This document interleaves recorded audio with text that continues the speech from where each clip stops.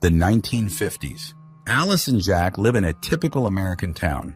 They hang out with friends, have fun, drive around, and love each other. One day, while Alice is getting ready for a party with friends, Jack goes to work with a crowd of other white collars.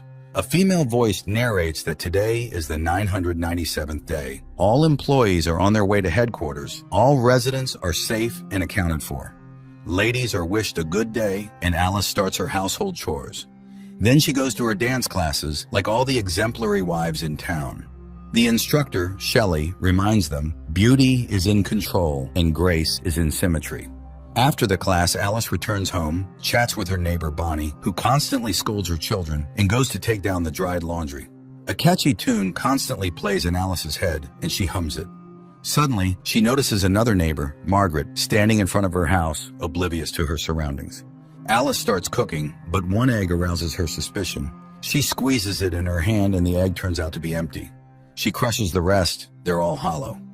This activity is interrupted by burnt meat. In the evening, she greets her husband, beautifully dressed, with her hair done, and at a set table. However, her husband decides to start with another, more pleasant activity. The next day, the women relax by the pool.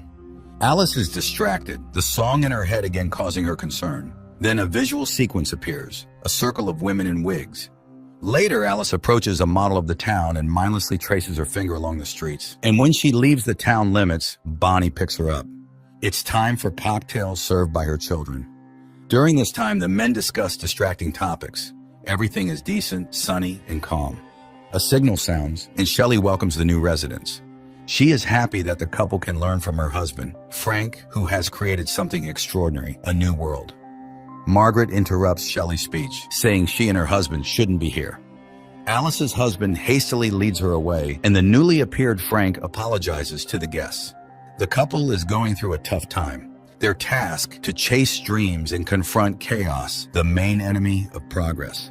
And they all change the world. The guests echo Frank's words. Everyone here is happy. They are all one family. The man thanks the women for supporting their husbands. They are their support. The fun continues. Alice goes to find Jack, but finds Margaret, who says she has nightmares she can't be here, but Alice's husband quickly pulls the curtain in front of Alice.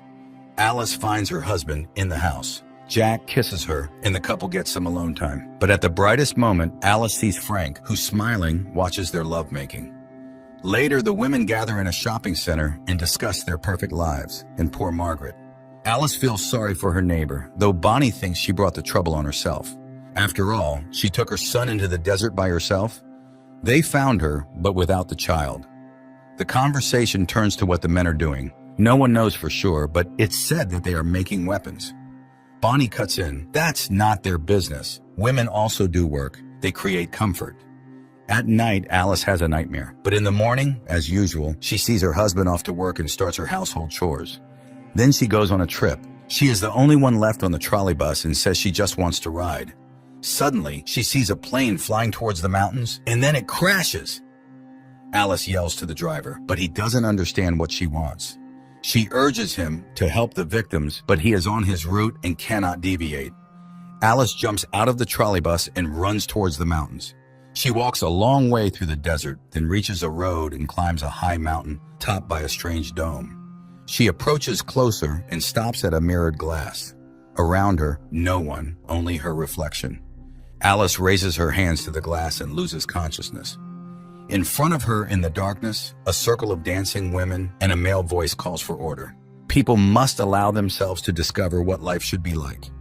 The next moment, Alice finds herself on her bed. Coming to the kitchen, she sees Jack preparing dinner. The dishes are in disarray, many groceries spoiled. Alice doesn't understand what's happening, and her husband explains that when he came from work, she was already asleep, and she returned home on the trolley bus. Alice doesn't understand. Did the driver come back for her? But now Jack looks at his wife uncomprehendingly. Alice decides she saw everything in a dream. The next morning, everything goes as usual. Alice sends her husband off and starts cleaning the window glass. But suddenly, it seems to move. It presses her against the wall, and the woman is gasping for air. The next moment, the phone rings, and Alice is completely free. Margaret's voice on the phone urges her to get out of there. After all, she was there and saw it all herself. Alice again sees dancing women, but now it is herself and her friends. And suddenly, instead of her own reflection, Margaret appears, approaching the mirror from the other side and starts banging her head against the surface. Alice screams and comes to. She runs home and sees Margaret on the roof of her house. Turning to Alice, the woman cuts her own throat and falls down. Alice screams in horror, and the arriving employees pick her up and carry away the neighbor's body. In the evening, she tries to explain to Jack, but he doesn't believe his wife. Margaret is in the hospital. She accidentally cut herself while washing windows. Alice feels guilty because her neighbor asked for help. What is happening around them? She asks him to tell her what he is doing on the project, but he cannot talk about it. He asks her to stop the hysterics, which could ruin everything. At night, Alice watches an advertisement for their town and catches herself thinking that it feels like she is floundering in a pool from which it is impossible to swim out. In the morning, she is cooking and suddenly starts wrapping her head with cling film. Alice seems to want to bring herself to her senses, but even the suffocation doesn't help, and she tears off the film. The arriving doctor assures the woman that it's just nervous strain, as Alice witnessed Margaret falling. The woman again insists that her neighbor slit her own throat. The doctor suggests prescribing her pills, but Jack refuses. They will cope. The doctor assures Margaret will soon recover and return home. He leaves, forgetting his briefcase, from which Alice manages to pull out a folder with Margaret's personal file. But all the text is smeared, unreadable. Alice burns the folder. She drinks alcohol and again sees dancing women. Then she finds herself in the bathroom. Jack is unhappy. They will be late, and he brings her a dress. Then he asks Alice to think about having a child, and tonight they have a wonderful evening ahead. The couple arrives at a restaurant where all the town's residents have already gathered. A performance by a glamorous blonde is demonstrated to the audience, and Alice again sees the circle of women and Margaret killing herself. Alice feels ill, but those around her do not notice. Frank gives a speech and invites Jack on stage. He is ready to congratulate the man as he is now entering the senior expert council. He presents Jack with a token of loyalty, a ring. The audience applauds, and Jack performs a dance of gratitude. Alice, unable to watch this, runs to the bathroom. She has a vision of another Jack who has lost his job. A perplexed Bonnie finds her. Alice tries to explain something, but her friend interrupts her. Was Alice at the headquarters? Has she gone mad? She's acting like a spoiled child. Her job is to support her husband, yet she is ruining his career. And now she is behaving like Margaret. Returning to the hall, Alice watches Jack's triumph and restrains herself. In the morning, Jack reminds her that they will have guests in the evening. She needs to express gratitude to Frank. Alice greets the guest with a smile on her face. Everything, as always, is perfect. Her husband meets Frank while Alice finishes the appetizers. The man enters the kitchen and suddenly starts talking to the hostess. He regrets that Bonnie didn't believe her, but she didn't believe Margaret either. He has been waiting a long time for someone to challenge him. The guests sit down at the table. Alice demonstratively takes the host's seat. Jack, complying, sits next to her. The conversation about nothing begins. Suddenly, Alice asks why all the women in the town are from one, at most two states, and they all vacation in the same places. Jack tries to steer the conversation away, but Alice continues. They all met their husbands on a train under similar circumstances. All their stories are the same because they are told what to remember, but sometimes they suddenly remember the forbidden. Frank is doing something with all of them. The man, smirking, reminds her of her nervous breakdown. Why isn't she getting treated? And why was she at the headquarters? Jack is horrified. She was at the headquarters? Frank continues. She broke the rules. It's the result of psychosis, but she revealed herself to him in his bedroom. Alice is stunned by such a dreadful lie, but Jack believes Frank unconditionally. The woman tries to appeal to the guest's common sense. Where do these products come from? And what's in them? But then Shelley stands up. She will no longer allow her husband to be insulted. The guests leave. Frank is disappointed. He expected something more interesting from her. Jack, having seen everyone out, returns to the house. Alice tries to convey to him that he is the most precious person to her. And she asks to leave here, anywhere, just together.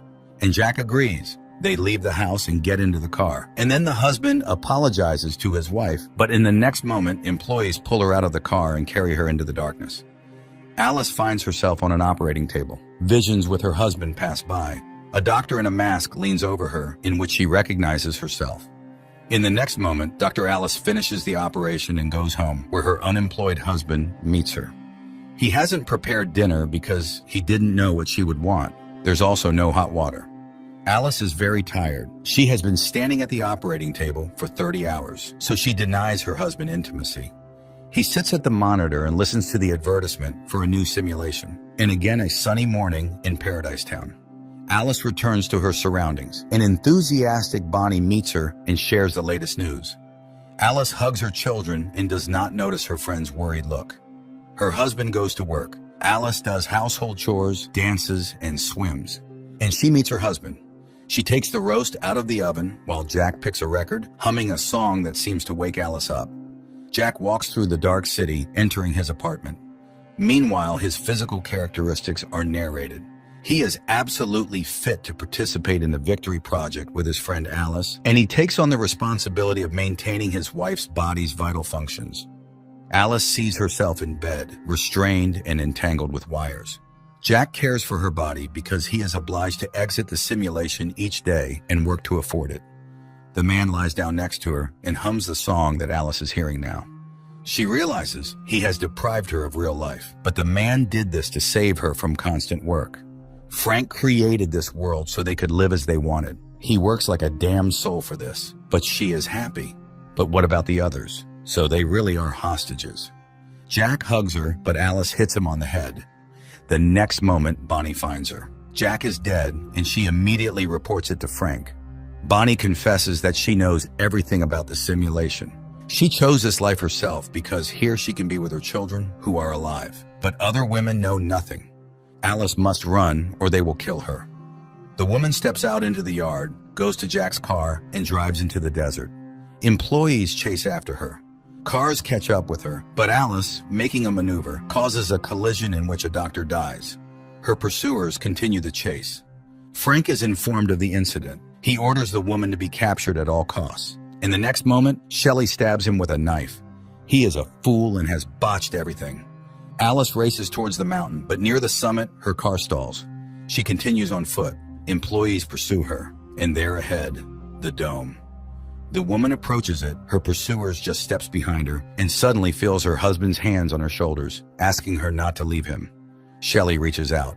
A strike. Darkness. Visions of the perfect life and victory. And a sigh from a woman waking up in reality.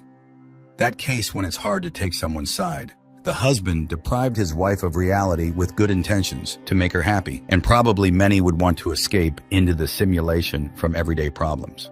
But can you make someone happy against their will?